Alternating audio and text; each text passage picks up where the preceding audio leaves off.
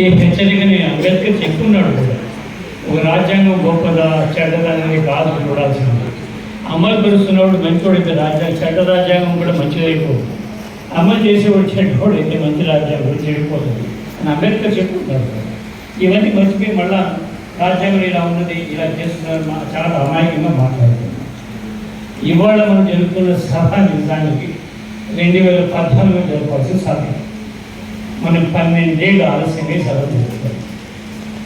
నరేంద్ర మోడీ గారు ప్రధానమంత్రి అయిన కొత్తలో ఒక పోలీస్ ఆఫీసర్ల ట్రైనింగ్ పూర్తయిన వీళ్ళు సమావేశం చేయదు కదా.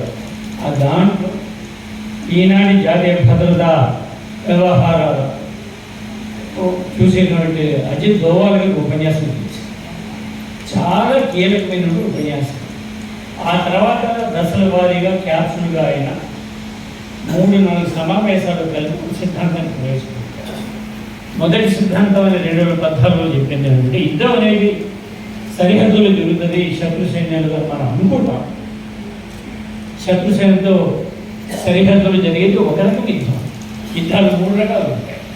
ఆ తర్వాత దేశంలో కూడా తిరుగుబాటుదారులు ఉంటారు, టెర్రరిస్టులు ఉంటారు, తీవ్రవాదులు ఉంటారు.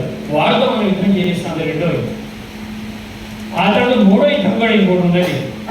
అది మేధస్సుల మీద యుద్ధం, సివిల్ సొసైటీ మీద యుద్ధం, విద్యార్థుల మీద యుద్ధం, ఉపాధ్యాయుల మీద యుద్ధం, ఆలోచన పనుల యుద్ధం చెప్పుకున్నాడు.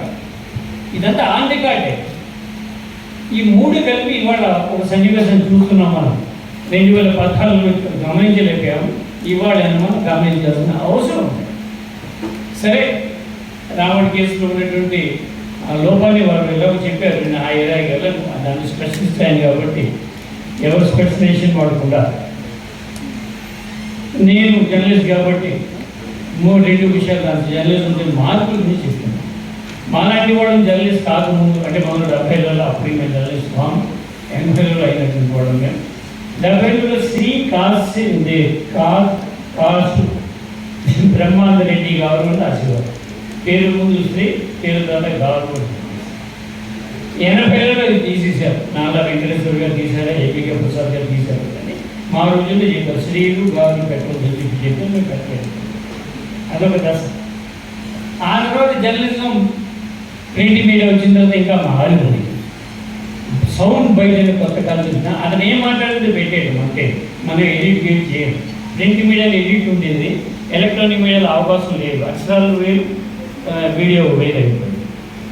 ఆ తర్వాత పరిస్థితి ఏ స్థితికి వెళ్ళిపోయిందంటే శాసనసభలోనే మనం ఆడవాళ్ళ గురించి మాట్లాడుతున్నాం, శీలాల గురించి శాసనసభలో మాట్లాడుతున్నాం. అవన్నీ కూడా టెలికాస్ట్ అవుతున్నాయి. సౌండ్ బయట పేరు కలిసి. తర్వాత ఉప ముఖ్యమంత్రి గారు ఆయన చాలా స్పెషలిస్ట్ ఆ రకమైన భాషలో. ఇవాళ రావణ్ కేసులో అదే భాష ఆయన వాడారు. అయితే నాకు ఒక చిన్న అభ్యంతరం రావణ్ మీద ఉన్నది ఏంటంటే ఆయన ఆ భాషని, ఆ అనుకరణని ఒక జర్నలిస్ట్గా చేశారా, ఒక రాజకీయ నాయకుడిగా చేశారా, ఒక సాంఘిక కార్యకర్తగా చేశారా అని కొంచెం డిసైడ్ చేయాలి. నా అభిప్రాయం అయితే ఆయన చెప్పిన మాట జర్నలిస్ట్గా అయితే కాదు.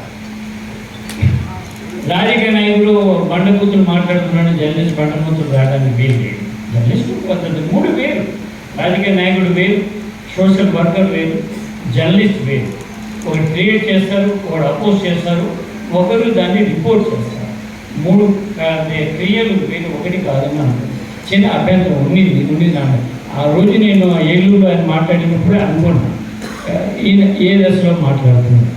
కానీ విచిత్రం ఏంటంటే కేసు దాని మీద పెట్టాయి. ఆయన మీద వెంకటేశ్వర గారు చెప్పారు కేసు పెట్టింది దేని మీద అంటే ఆయన చెప్పిన వాయిస్ కోడ్ అది ఏ విధంగా కూడా ఉపయోగించాలి.